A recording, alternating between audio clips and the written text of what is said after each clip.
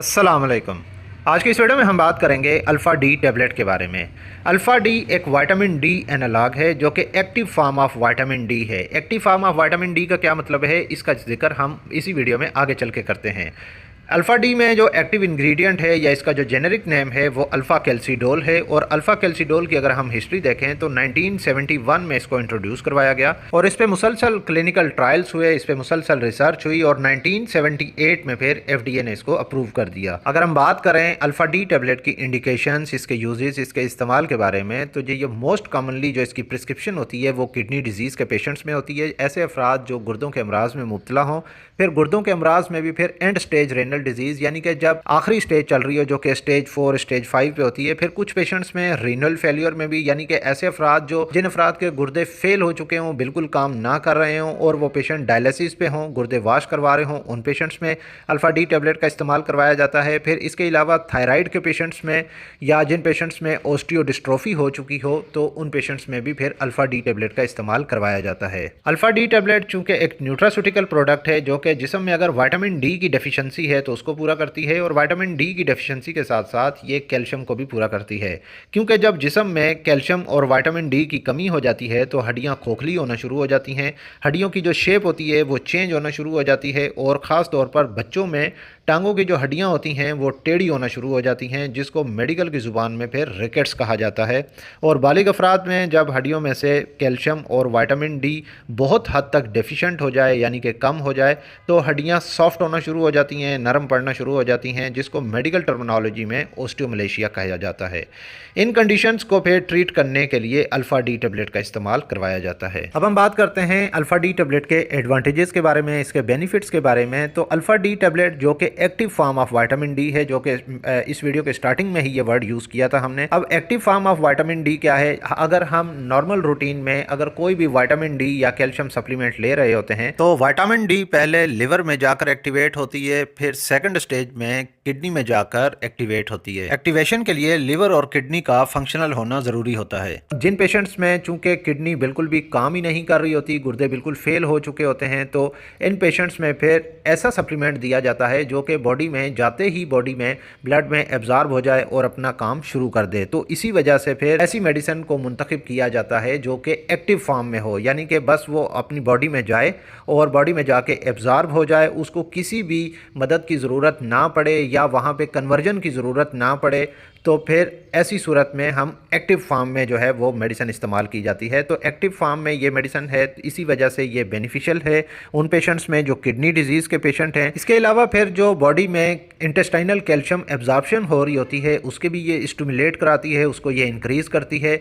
और फिर जो बोन्स में से कैल्शियम लॉस हो रहा होता है उसको भी, उसकी भी री एब्जॉर्प्शन करा रही होती है। फिर अल्फ़ा डी टैबलेट का प्रमोशन में बहुत अहम किरदार है। जो इंटेस्टाइनल फास्फोरस एब्जॉर्प्शन हो रही होती है उसको भी फिर ये प्रमोट कर रही होती है। अगर ओवरऑल देखा जाए तो रीनल फेलियर के पेशेंट्स, किडनी पेशेंट्स और इसके अलावा फिर जिन अफराद में लिवर डिजीज़ भी हो और साथ साथ किडनी डिजीज़ भी चल रही हो, जैसा कि हेपेटाइटिस सी के पेशेंट्स में, या फिर जिगर किसी भी वजह से फेल हो जाए, गुर्दे फेल हो जाएं, तो फिर इन कंडीशंस में भी फिर अल्फ़ा डी बहुत अहम किरदार अदा करती है, क्योंकि ये बॉडी में कैल्शियम, फास्फोरस मिनरलाइजेशन में ये हेल्प आउट करती है। और इसके अलावा फिर अगर इसका डोज दिया जाए तो with in 3 days drug administration के बहुत अच्छे रिजल्ट्स मिलते हैं। अगर हम बात करें अल्फ़ा डी टैबलेट के डोजेज के बारे में तो सबसे पहले हम इस टैबलेट की स्ट्रेंथ देख लेते हैं। तो अल्फ़ा डी टैबलेट की जो एक टैबलेट में स्ट्रेंथ है वो 0.5 माइक्रोग्राम है। अल्फ़ा डी टैबलेट का डोज डिपेंड करता है पेशेंट की कंडीशन पे, सिवेरिटी ऑफ डिजीज़ पे, फिर इसके अलावा बॉडी में विटामिन डी की डेफिशिएंसी और इसके अलावा कैल्शियम की डेफिशिएंसी पे फिर ये सारा डिपेंड कर रहा होता है कि फिर कितने अरसे तक इसका डोज कंटिन्यू करना चाहिए। अगर हम जनरली बात करें तो एडल्ट यानी कि बालिग अफराद में 1 माइक्रोग्राम पर डे, यानी एक टैबलेट 0.5 माइक्रोग्राम की होती है, तो ये दिन में 2 बार दी जाएगी जो कि 1 माइक्रोग्राम पर डे बन जाएगी, जो कि सुबह शाम दी जाती है। इसके अलावा फिर ऐसे बच्चे जिन बच्चों का बॉडी वेट जो है वो 20 केजी से कम हो, उन पेशेंट्स में फिर 0.05 माइक्रोग्राम पर डे देते हैं, जो कि एक टैबलेट बनती है।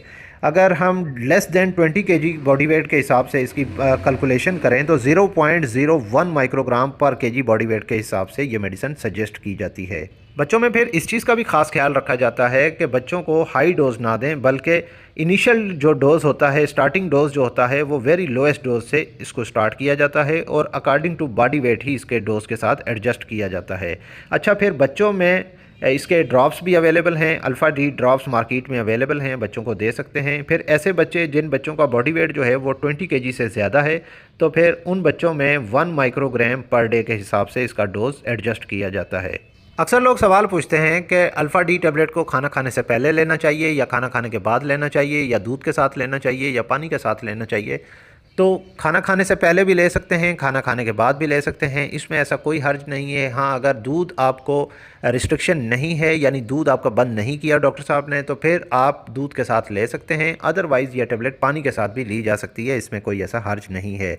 किसी पेशेंट को अल्फ़ा डी टैबलेट या अल्फ़ा कैल्सीडोल जो है वो एडवाइस हुई है, तो फिर उन पेशेंट्स को जब एडवाइस की जाती है तो 15 डेज़ के लिए अंडर ऑब्जर्वेशन रखा जाता है। 15 डेज़ के बाद पेशेंट को दोबारा बुलाया जाता है और उसके बायोकेमिकल वैल्यूज़ करवाए जाते हैं और फिर उसी हिसाब से ही जब रिज़ल्ट्स देखते हैं तो उसका डोज़ एडजस्ट करते हैं कि डोज़ को बढ़ाना चाहिए या डोज़ को कम करना चाहिए या फिर डोज़ को मेंटेन किया जाता है। अगर हम इसके मेंटेनेंस डोज़ देखें तो 0.25 से 1 माइक्रोग्राम पर डे के हिसाब से इसका डोज़ एडजस्ट किया जा सकता है। इसके अलावा कुछ बीमारियों में, जैसा कि थायराइड की बीमारी है या ऑस्टियोडिस्ट्रोफी की बीमारी है, इन बीमारियों में 2 to 4 माइक्रोग्राम पर डे के हिसाब से भी ये मेडिसिन दी जा सकती है। अब हम बात करते हैं कि अल्फ़ा डी टैबलेट का इस्तेमाल किन अफराद में नहीं करना चाहिए या किन अफराद में इसका इस्तेमाल बहुत एहतियात से करना चाहिए। तो ऐसे अफराद जिन पेशेंट्स में पहले ही विटामिन डी जो है वो सफिशेंट स्टेज पे है या टॉक्सिसिटी लेवल पे है, अपर लिमिट में चला गया है, उन अफराद में इस मेडिसिन का इस्तेमाल नहीं करवाना चाहिए।